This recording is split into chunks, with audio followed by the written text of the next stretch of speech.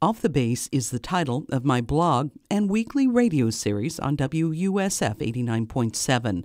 The project focuses on military families, their stresses and successes due to multiple deployments. It grew out of my fellowship with the Rosalind Carter Center for Mental Health Journalism.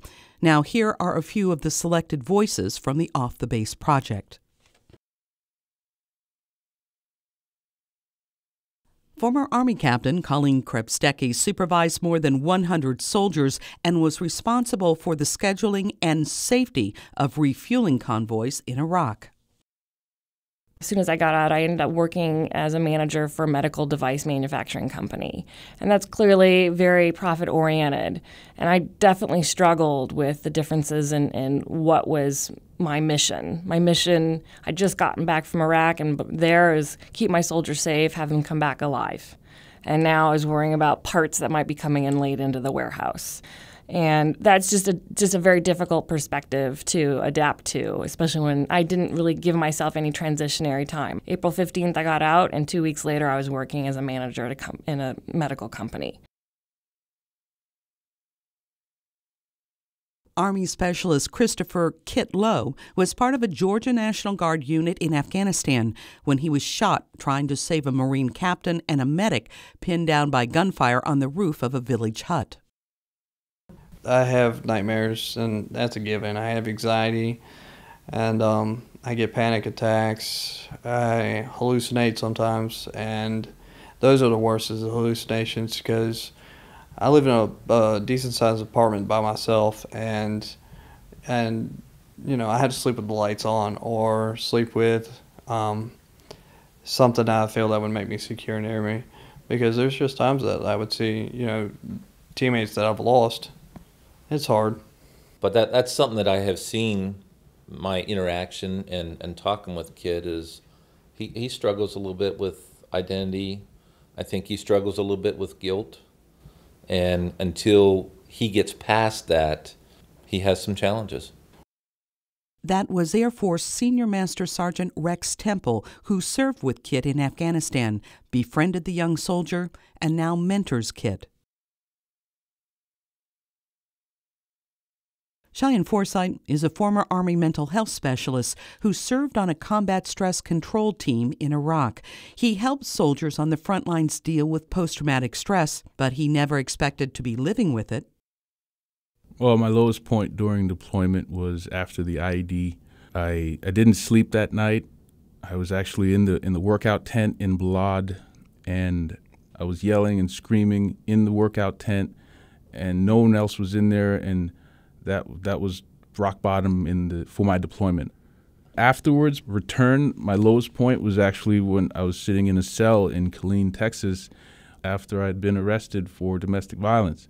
And that was actually my lowest point. And from there, I had to change. I had to do something. I had to address the issue.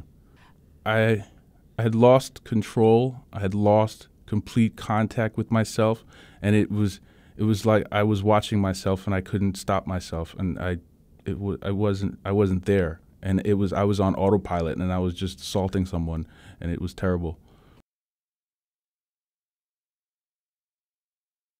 Cheyenne's fiancé, Joy Finley, understands PTSD. Her father is a Vietnam veteran with PTSD and bipolar disorder.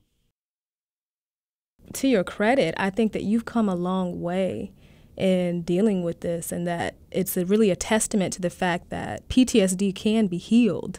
And to me, I think that's the most important message out of all of this, is that it can be healed and that you are a living testimony to that. During times that, you know, the tensions might get a little high, you know, I might just say, come on, babe, let's calm down. And then take his hand, and, you know, and it's cool. I think that you have to understand the triggers. You have to know how to react to them. You have to educate yourself. You have to stay grounded and be the patient, positive person when necessary, because he's that person for me, too.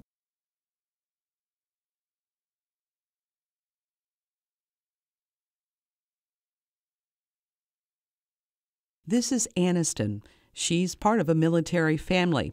Her mom is Jackie Dorr. I first met Jackie when she was president of the Enlisted Spouses Club at MacDill Air Force Base. She was critical in helping make the Off the Base blog successful.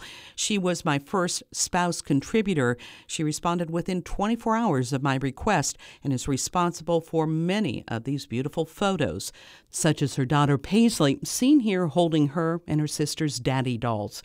Their daddy? Well, that's Brian. He's holding his youngest daughter after returning from his 4th deployment. It was Jackie's biggest fear that Aniston would not go to her father. That's what happened with Paisley after the 3rd deployment, but not here. Aniston fell asleep in her daddy's arms. One of my unexpected joys of this project have been the military moms. Little did I know what an untapped resource they would be, including those right here in our own WUSF family. This is Jared. He is the 17-year-old son of April Agel. Jared Agel decided he wanted to join the Marines while he was still in high school and went into a delayed enlisted program. He was 17 years old when they picked him up to take him to boot camp at Parris Island.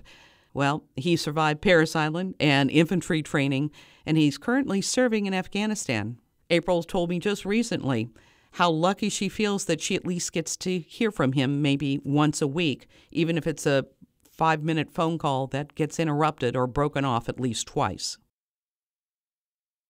Another of the military moms who has been highly successful and contributed so much is Dory Griggs. Her son decided he wanted to go to the Citadel. It was an adjustment for Dory because she was trained in the ministry and had never been exposed to military life. Well, she certainly got herself up to speed and has blogged about it. Some of the highest rates of views have been her contributions. You don't see her face here, but this is Tracy Ciambatti. This is her son. He's hugging her tight. This is the last time she hugged him. He's now on his 3rd deployment. He's in the Army. He's over in Afghanistan. The military family is larger than just wives and moms. Here's a dad, Judge Greg Holder. His son is serving in Afghanistan. The judge is a veteran, and he tries to Skype with his son at least once a day. This is Kevin returning to Tampa from the VA in San Antonio, where he was being treated for burns and severe injuries after being hit by an IED. In the background is his aunt, who helped arrange a homecoming at the airport for more than 200 veterans, family and friends, and other military members. Military families don't have to be related through blood, though. Staff Sergeant Juan Roldan, who lost both his legs to an IED explosion in Iraq, met Lieutenant Colonel Andrew Lurake, also an amputee, who was volunteering at the Walter Reed Hospital when Roldan arrived. They both now live in Florida. Sometimes the extra story, or the untold story, is the most interesting. This is Alex Cook. He spent 5 years in the Army, served in Iraq and Afghanistan, and was a sergeant by the time he got out. He now is an intern at WUSF Public Radio and has been essential in helping me not only form this CD project, but acting as sort of a semi-advisor when it comes to military issues, telling me the real ins and outs. And one thing I can trust Alex for, he will always tell me the truth. Mark Graff was in ROTC in college. His first assignment was MacDill Air Force Base as a public affairs officer for the 6th Air Mobility Wing. He's now serving in Afghanistan in the Farah province. This is the last photo taken of Marine Gunnery Sergeant Aaron Kenefick. He lost his life in a 6-hour gun battle in Afghanistan. It's the same battle where Dakota Meyer was awarded the Medal of Honor for trying to save his friend Kenefick and 4 others. He did manage to save 36. I met Army Master Sergeant Milt Nation at the 9/11 ceremony held at CENTCOM for the 10th anniversary. He's holding a photograph of his daughter, 8-year-old Alexandria. Of her 8 years, he's been deployed 4 of those years. This is Becky Hasey. She was a public affairs officer at MacDill Air Force Base and then went to Afghanistan to serve on a provincial reconstruction team as well. She's now stationed over in Hawaii. And this is Michelle Van Huss and her husband, yet another contributor to the Off the Base blog. That's the strength of the blog. There have been spouses, there have been moms, there have been veterans, and others who have contributed their time, their writing, their photographs, and their stories. This is a summary of my year-long Rosalynn Carter Fellowship. It was delivered to my fellowship class of 2010-2011 and to the 2011 meeting of the Carter Center Board of Counselors. President Jimmy Carter and former First Lady Rosalynn Carter were there. My fellowship is over, but I'm told once a fellow, always a fellow, and the Off the Base blog and radio series will continue.